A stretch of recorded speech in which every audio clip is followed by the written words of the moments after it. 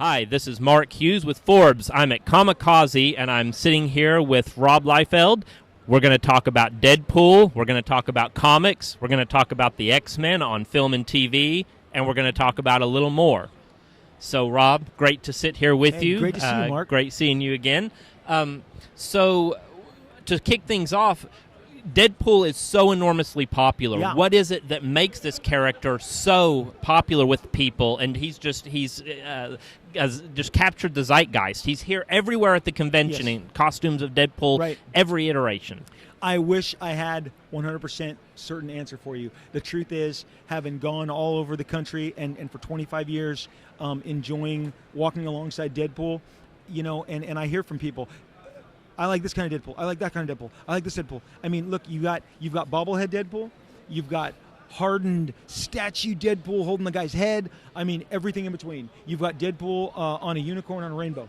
I wish Deadpool Mickey Mouse. Deadpool Mickey Mouse. The thing is, Mark, that when it's like some of the famous Star Wars characters, like the new Captain Phasma or Boba Fett, when they hit instantly, that it was lightning in a bottle, and you can't recreate lightning in a bottle. And from Deadpool's first appearance in New Mutants 98, Marvel called me up and said, Rob, you've got to put Deadpool in the next issue. I said, I just sent the next issue.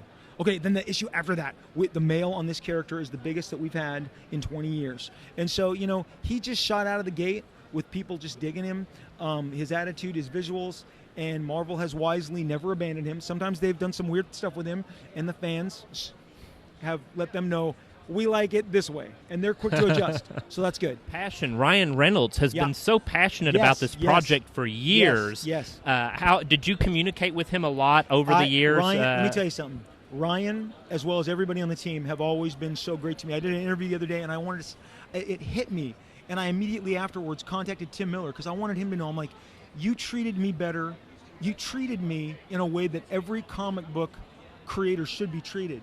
They brought me in, they invited my input, my observation, and I'm telling you, Mark, that doesn't always happen. And I feel like they really, just set a standard that now I'm like, well, what do you mean? They invited me in and involved me, and Ryan has, I tell people forget he's a producer on the movie. And if you read the fine print of the original announcement, it said, and Ryan is also producing.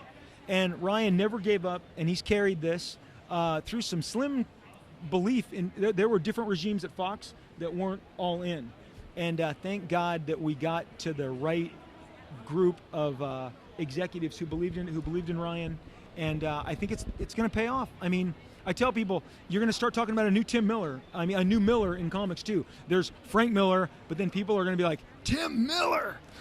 He hates when I butter him up because he's such a nice, quiet guy, but he's also very scary. I don't want to anger him. No, Tim is the work that Tim and Ryan, and we don't talk about the writers enough. Rhett Reese and Paul Wernick. It's that old adage, if it's not on the page, it's not on the screen. And bro, they wrote a script that 7 years, they left it alone. You know how hard that is. Yeah. They didn't go to other writers. And Paul and Rhett's voice is so strong. So, I mean, I think the fans are in for a treat. They're in for a treat. And the X-Men franchise now at Fox, it took a while, but finally it has really hit the top tier now. It's found a whole new fan base on top of what they had before. Right. How much do you think that's going to help with the Deadpool movie? And are we going to see crossover, do you think? Well, I hope. I can't say things that are going to get me in trouble, but I'm going to tell you one thing. I have met with the executives on the X-Men films, and they are guys who bought X-Force and New Mutants and Jim Lee's X-Men. They bought them off the stands when they were 13, 15. I mean, it's like we've come of age. The guys who are in the executive suites now are legitimate fans, not like the guys I met in the 90s who were these old men who are like, I'm not really sure what makes these books work, but I hear they work. That's a terrible place to start. Yeah. You go into these meetings now, these guys are, these executives are well-read, huge fans. I mean, they have credibility. You know when you're sitting with somebody who's not posing. And I think that's helped tremendously. It's helped tremendously, and I agree with you. The X-Men franchises are in the best shape they've been in. And now they're branching out into television as well, yeah, right? It's exciting. So it's really exciting. Would you like to see Deadpool? I know you're a big proponent of the R rating for the Deadpool movie. Do you think that the character can also translate well over into the PG-13 movies if there's crossover and Yeah. even maybe like cameos or little guest appearances on TV? If you're asking my opinion, I Yeah. think he could easily jump into other X-Men films. But I'm not, like, that's not my control. Right. But, I mean, if we're going to talk about hopes and dreams, I do believe truly Deadpool represents an age, because you understand, Mark, I've done this for 28 years, and I met all those fans in the 90s, and they've all come of age, and they have families now, and they want those characters they loved. They want to see them on screen. If you think about the Marvel Disney pantheon, Yeah. that's all Stan and Jack stuff, and it's brilliant.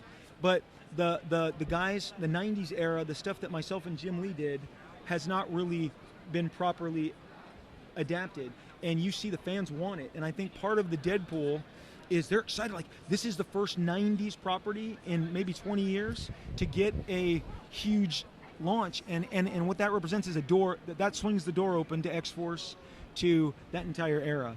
And I think I get it. You understand, this is my 19th show of 2015. I've booked a lot of shows. I have been on the road. I have been across America.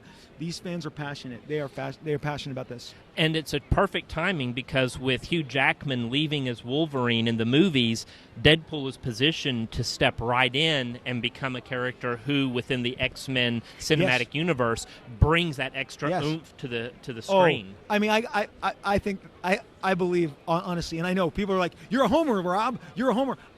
If I didn't love the Deadpool product so much, I would just be quiet. I've learned, if you got nothing nice to say, don't say it. So the reason I'm excited about Deadpool is everything I've seen, everything I've experienced. I'm the audience, and I know that they're ready for this change-up. Deadpool is a different flavor that they've been used to, and it's like, I think people are like, "Wow, we've been getting these 6 flavors of comic book film, but they've just given us this 7th flavor, and it's awesome." And I think that's, people are being like, "What?" It's again, whether it's the level of maturity that the R rating brings, the violence, the language, the situations, I just think people are going to go crazy.